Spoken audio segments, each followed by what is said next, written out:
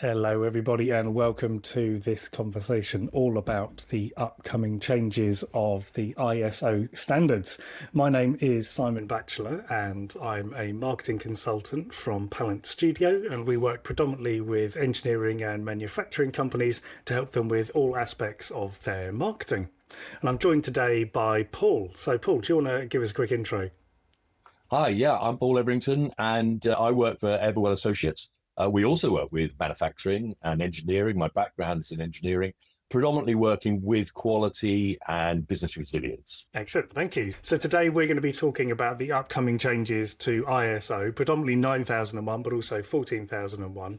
And Paul today is going to be explaining a little bit about what the changes are that are coming and also what we can do to get ready. So Paul, thinking about the ISO standards, could you give us a sort of top level as to what some of the changes are that are coming to that standard? Well, the current standard is 2015. They made great improvements in that one. I think they're going to push even more towards involving the very senior management. They're very, very keen on that they take a particular interest in it and don't just delegate it right down. Specifically, they're going to look at digitalization, remote working, things that we've seen that have changed, obviously with COVID and so on, document automation, that sort of thing. They're going to be looking at increased risks, again, relating to COVID. They're looking at environmental standards. You mentioned ISO 14001. They will be embedding a little bit of that probably within the 9001 standards. And supply chain resilience, I think. That's a very key one. Everyone, had a lot of problems during COVID, obviously. They want you to look down the supply chain and see that they are reliable. I see. So, I mean, supply chain resilience obviously is something that a lot of companies will be feeling the strain of that at the moment, Yeah. no matter where they are in the supply chain, obviously with global tariff disruptions and just supply chains being sort of thrown up in the air and like rip it up and start again almost in some sectors. I think supply chain resilience and understanding where you sit in that supply chain, the risks up and downstream from you, obviously is something that maybe a lot of people have been working on without even necessarily realizing that it might become part of the ISO standard. So I think maybe when we say this change is coming to ISO, do you see that being a large step change in terms of the amount of work that's involved? Or is it something that's going to try and encompass work that businesses have already done or potentially working on at the moment? I think they will want to make a step change because a lot of people don't understand something as simple as approved suppliers list. Some people think that means, oh my goodness, we've got to say there's 10 suppliers and we can only use those people. No, what it's about is that actually you can buy from pretty much anyone you like, but you need to look into them. You need to be responsible about it. You've got to check that the supply chain is reliable. If they've got ISO 9001, for example, that's always a good sign.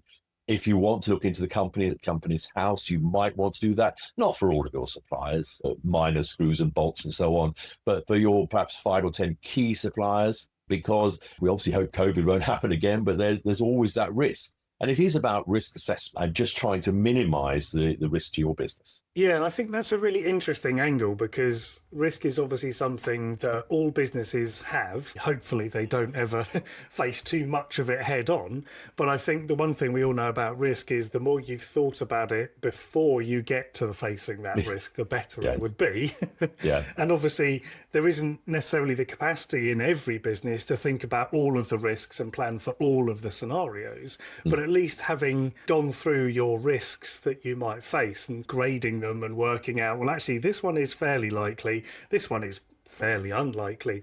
But to me, it's really interesting that that exercise that we've done recently with working with a business coach, which has been really interesting to kind of go through and look at some of those risks, it also opened our thinking to actually some opportunities that were there. Absolutely. Because when you're in Yeah. that mind space of thinking about risks, you're also thinking, but the risk is that it goes this way, but the opportunity perhaps is that it actually Absolutely. goes the other way. And Yeah, therefore, yeah. we should probably start thinking about that. So although you can frame this as a kind of standards and risk-based exercise, as we often talk about, Paul, most of risk is actually finding lots of other things that you can do that you Yeah. can either improve iteratively if you've already got processes in place, or actually, as I just said, you can find some opportunities. So if you're thinking through some of the changes that are coming, do you see any other benefits that might be there for businesses, sort of hidden, as it were, within this change? I think very often people tend to think ISO 9001, like all these standards, is a burden. It's a box ticking exercise. And it really is a huge opportunity, as you highlight, that actually, yes, it forces you to a certain extent because you've got to comply, but it forces you to think about things beforehand so that you get the benefits of it. People get very frightened by the phrase risk assessment. It's really not worrying. We do it every day. As we come to the edge of a road, we do a risk assessment. And then the reward is we cross the road. So, all of these things, there's some benefit. And there's probably a few distinct levels of risk assessment. So when you're looking at a supplier, if they're a very large supplier of electronic components or whatever, well established, your risk assessment is a microsecond. You just go, that's fine. They're a recognized supplier. They've got an ISO 9001 certificate. There you go. My job is done. Then there's separate risk that as a business you look at, which isn't specifically within the remit of 9001, but it is recommended, is to stand back and look at business resilience. So we're all doing risk assessments all day, every day, and it's something not to be frightened about. But as you say, there's the opportunities as a result of it. You may get better suppliers, faster deliveries, better pricing, because you actually take a small amount of time just to do the risk assessment. Well, yeah, I think we could obviously spend the next couple of hours diving into all of the different changes that are coming. But I think one thing that we've discussed is that actually the changes are still to be announced, or they are coming, and that will be evolving over the next few months and years as that all gets clarified and the amount of work that needs to be done is sort of understood in more detail. So if people are thinking, well, hang on, I've got ISO 9001, what do I need to do? Is there anything that you can recommend they can start to look at now to help them get ahead so that when the changes are announced, they'll be ready to go, as it were? Yes, I think there is a certain amount of the data side, can you improve your digital systems? I mean, these are good things to do anyway. There's huge benefits to any business. So try and embrace those. That's actually what ISO really wants you to do, is to embrace the latest technology. Don't go overboard with digital. I mean, there's some suggestion that, quality approval can be done completely remotely. I don't think that's going to happen. I mean, you can do an awful lot, obviously, in communicating in this sort of medium. But as I'll say again, it's really not a box-ticking exercise. The whole point of it is to actually embed really good operating procedures with the staff, making them happier, more effective, more efficient, and the business ultimately more profitable. That's the purpose of it. So yes, look at new technologies, look at new ideas. The other points I've referenced, yes, just look at your processes and just see if you are doing the right things. Then you've got time. It's a little bit delayed. The draft still hasn't come out. It's supposed to come out in June. It's going to be probably another few months. They not going to go live till later next year. And they allow 3 years transition typically. So on the one hand, don't feel that you're going to be in huge trouble at your next assessment. On the other hand, given what I've just said, get the advantages now.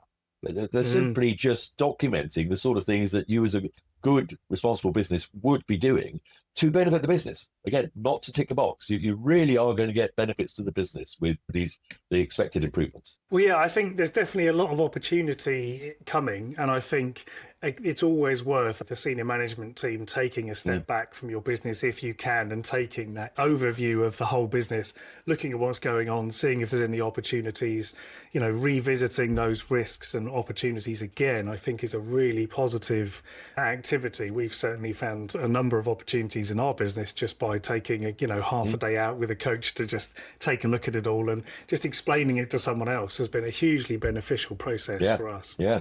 Well, you kindly recommended to me the E-Myth book by Michael Gerber. I mean, it's fabulous on that very point.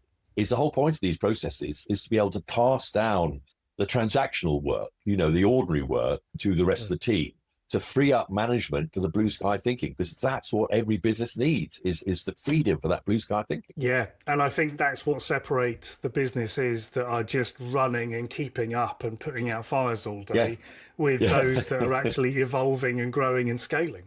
Exactly. Yeah. Excellent. Well, thanks very much for sharing your insights there, Paul. If people are listening and they want to get in touch with you to find out more about what those changes are and how you might be able to help them with that, how would you recommend people get in touch with you?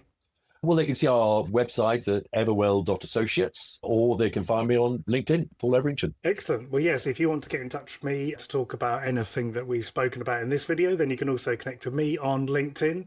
So thank you very much, everybody, for listening and watching, and we'll see you in the next video. Thanks so much. Bye-bye.